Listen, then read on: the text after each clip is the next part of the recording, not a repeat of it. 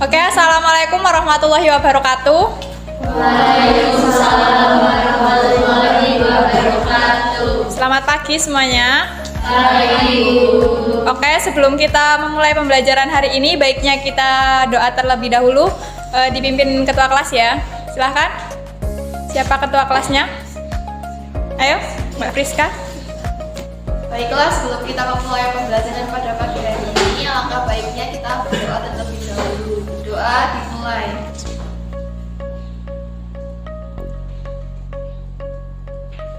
Doa selesai. Oke, bagaimana kabarnya hari ini? Sehat? Oke, hadir semua kan ya? Alhamdulillah kalau hadir semua, nggak ada yang bolos ya. Oke, sebelum kita masuk ke materi hari ini, yaitu tentang pengangguran, kita evaluasi terlebih dahulu tentang materi kita sebelumnya. Ada yang masih ingat kita membahas apa di materi minggu lalu?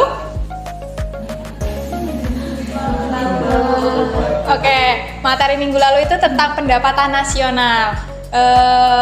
Masih ingat apa itu pendapatan nasional?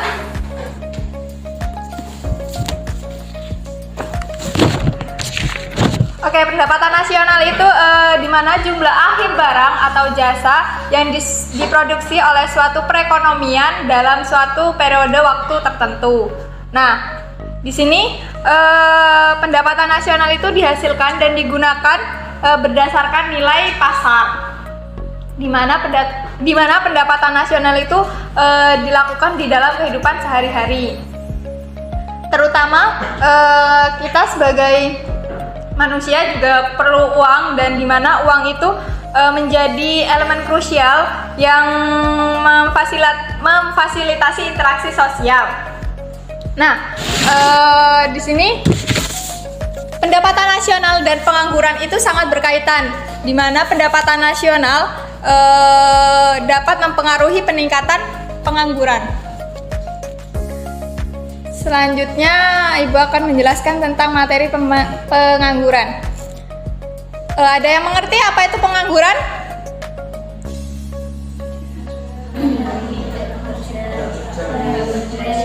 Betul, orang yang tidak bekerja.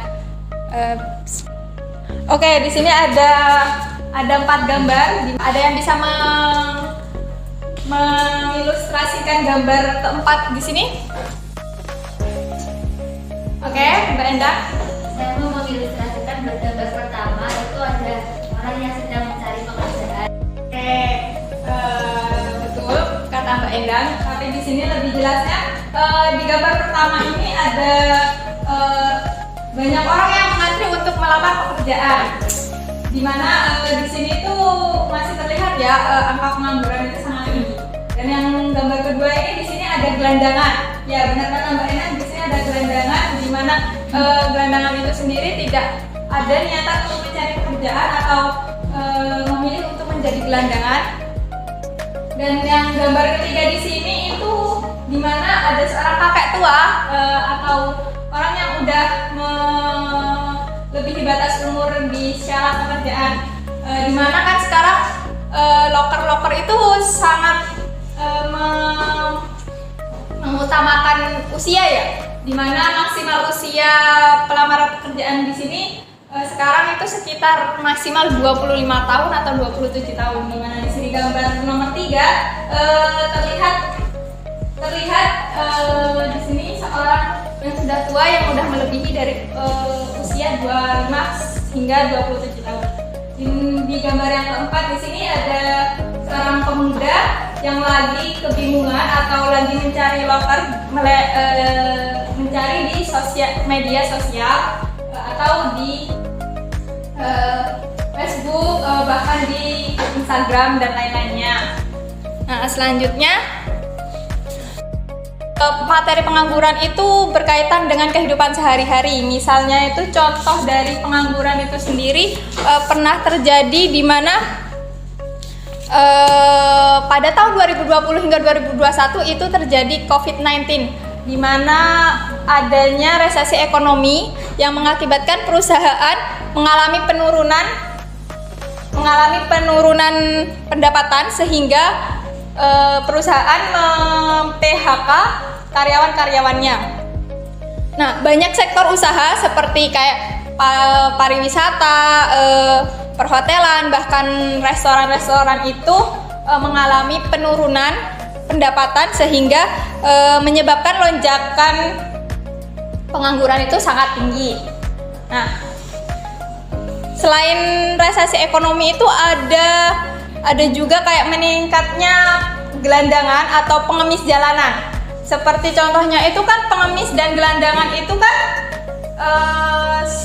sangat terlihat banget ya kalau bukan susah sih sebenarnya, itu tidak mau atau tidak ada keinginan untuk mencari pekerjaan, di mana mereka memilih untuk menjadi gelandangan atau mengemis di jalanan.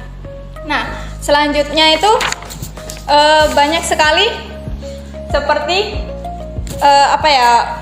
pengangguran lain yang baru lulus itu tidak melanjutkan untuk bekerja, namun kayak seperti hanya mengandalkan media sosial menjadi affiliate, tetapi pendapatan affiliate itu sendiri juga tidak menutup biaya kehidupan sehari-hari.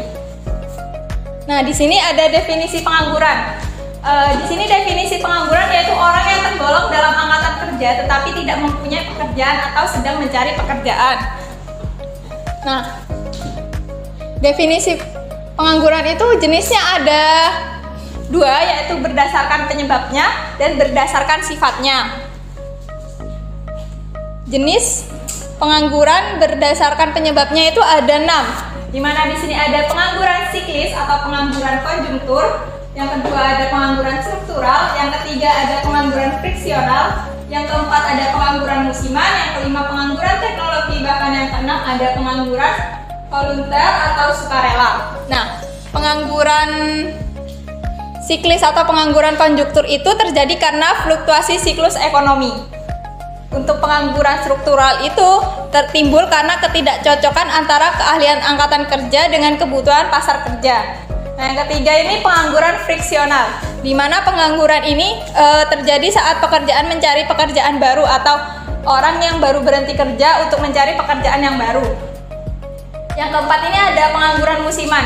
Pengangguran musiman ini contohnya seperti pengangguran yang kayak bis pariwisata, di mana hanya mengambil job ketika ada sekolah atau di mana wisatawan yang menyewa bis itu sendiri, yaitu supir bis pariwisata, seperti itu. Yang kelima ada pengangguran teknologi, di mana pengangguran teknologi di sini itu timbul karena kemajuan teknologi seperti tenaga manusia digantikan oleh mesin dan AI seperti di Google ya. Kadang kan kita juga nggak mau mikir sendiri, tetapi minta bantuan di Google atau AI. Nah, yang terakhir di sini ada pengangguran volunteer atau sukarela, di mana pengangguran ini terjadi karena individu untuk memilih tidak bekerja meskipun ada peluang untuk mencari pekerjaan. Ya, contohnya seperti menerima penghasilan dari keluarga atau ya disebutnya itu penerus tahta keluarga, seperti itu. Nah, selanjutnya jenis pengangguran berdasarkan sifatnya. Yaitu ada 3, di mana pengangguran terbuka, pengangguran setengah menganggur, pengangguran terselubung. Nah, pengangguran terbuka ini contohnya seperti lulusan sarjana yang baru saja lulus, di mana dia mencari pekerjaan setelah lulus kuliah. Yang kedua, setengah menganggur itu contohnya kita bekerja secara part time. Kadang kita bekerja di pagi hingga siang hari, bahkan siang hingga sore hari. Untuk yang ketiga di sini ada pengangguran terselubung. Pengangguran terselubung itu contohnya seperti di sekitar atau di daerah kalian itu ada yang membuka suatu usaha, tetapi usaha itu hanya merekrut atau mencari karyawan yang hanya di sekitar daerah itu sendiri dan hanya memberi upah seadanya saja, seperti kita kita bekerja di suatu rumah tangga di mana di situ hanya digaji per hari dan tidak sampai di gaji UMR, hanya sehari itu misal 20 sampai 30 ribu. Selanjutnya ada penyebab pengangguran. Penyebab pengangguran itu banyak sekali.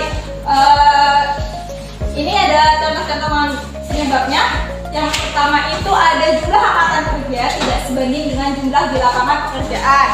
Nah, yang kedua itu ketidakseimbangan permintaan dan penawaran tenaga kerja pada suatu tingkat upah tertentu. Yang ketiga itu ada ketidaksesuaian antara hasil yang dicapai antara pendidikan dengan lapangan pekerjaan. Yang keempat itu ketidakseimbangan kebutuhan jumlah dan jenis tenaga terdidik dan penyediaan tenaga terdidik. Yang kelima ada ketidakseimbangan penyediaan dan pemanfaatan tenaga kerja antar daerah. Yang berikutnya ada kualitas sumber daya manusianya yang masih rendah. Yang berikutnya ada perusahaan yang menutup usaha akibat krisis ekonomi atau keamanan kurang kondusif. Yang terakhir yaitu ada peraturan yang menghambat investasi. Nah, selanjutnya di sini itu ada dampak pengangguran, di mana dampak pengangguran itu di sini ada pendapatan nasional dan pendapatan per kapita yang rendah. Yang kedua, ada penerima negara dari pajak penghasilan menurun. Yang ketiga, ada dampak psikologis, yaitu pengangguran minder karena status sosial tidak jelas sehingga menimbulkan perilaku menyimpang atau penyakit sosial. Yang keempat, di sini ada meningkatkan biaya sosial atau biaya keamanan, biaya proses peradilan, bahkan biaya medis. Nah, selain itu banyak dampak bagi penganggur, yaitu dampak bagi penganggur itu sendiri, dampak bagi perekonomian, bahkan dampak bagi masyarakat. Nah, apa sih contohnya dampak bagi penganggur itu sendiri? Yang pertama itu ada keuangan. Keuangan itu sangat turun drastis, di mana seorang penganggur itu tidak mampu untuk menutupi kebutuhan sehari-hari. Yang kedua itu kayak ada kesehatan mentalnya terganggu, di mana si penganggur itu sendiri sangat berdampak negatif pada kesehatannya seperti depresi, kecemasan, bahkan terjadi stres di dalam dirinya sendiri. Nah, selanjutnya itu ada kesejahteraan sosial. Nah, kesejahteraan sosial ini hilang dikarenakan seorang penganggur itu tidak mau berkurangnya atau tidak mau berpartisipasi dengan masyarakat di sekitarnya. Nah, dampak bagi perekonomian itu sangat banyak contohnya, yaitu penurunan output atau penurunan permintaan, di mana biaya sosial itu jadi meningkat dan ketidakstabilan antara sosial. Nah, itu tadi penjelasan yang dapat Ibu Guru sampaikan. Ada yang belum jelas atau perlu dijelasin ulang?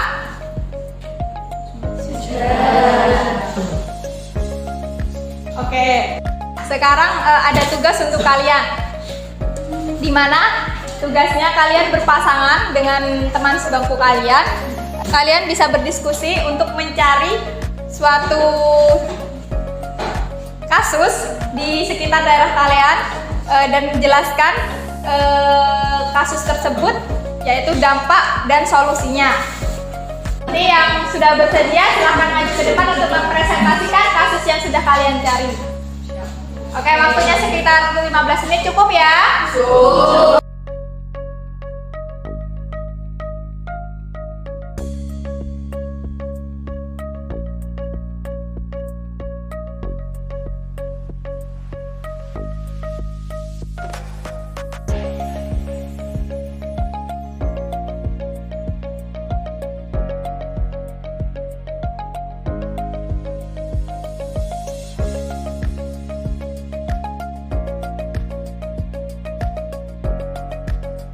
Oke Mbak, silahkan dipresentasikan. Assalamualaikum warahmatullahi wabarakatuh. Waalaikumsalam warahmatullahi wabarakatuh. Perkenalkan, kami dari kelompok 2, saya Hadir Alifah, nomor absen 1. Saya Dialog Ardilana, absen 2. Oke, terima kasih. Beri aplaus dulu.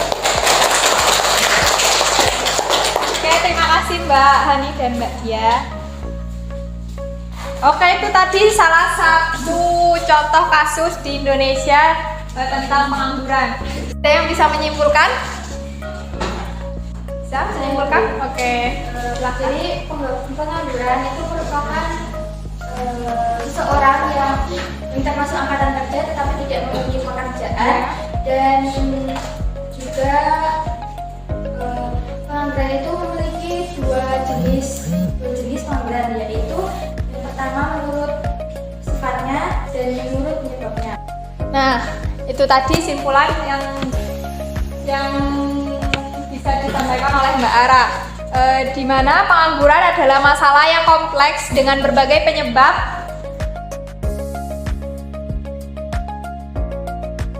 yang bisa disimpulkan di sini. Ternyata pengangguran di Indonesia itu masih sangat tinggi dan masih belum ada solusi yang cukup baik dari pemerintah. Nah, itu tadi materi dan kasus pada materi pengangguran hari ini. Oke, sebelum Ibu menutup pembelajaran hari ini, Ibu ada reward untuk tadi yang sudah berani maju untuk presentasi di depan. Silakan untuk Mbak Hani dan Mbak Dia maju ke depan. Selamat dulu buat kalian. Mbak Hani dan Dia maju ke depan. Nah, ini bisa untuk sarapan kalian berdua. Silakan dulu untuk teman-temannya. Oke, terima kasih. Oke Mbak, silahkan mulai duduk kembali. Ibu mau memberikan tugas untuk minggu depan yang dikumpulkan di link drive. Udah Ibu share di grup kelas. Di situ ada tugas untuk kalian di mana mengerjakan buku paket halaman 56, yaitu uraian nomor 1 sampai 5. Nah, untuk pertemuan minggu depan jangan lupa belajar ya. Tentang materi selanjutnya itu tentang analisis pengangguran dan kesempatan kerja. Nah, itu saja yang dapat Ibu sampaikan. Mohon maaf jika Ibu ada salah kata yang kurang berkenan. Wassalamualaikum warahmatullahi wabarakatuh. Waalaikumsalam.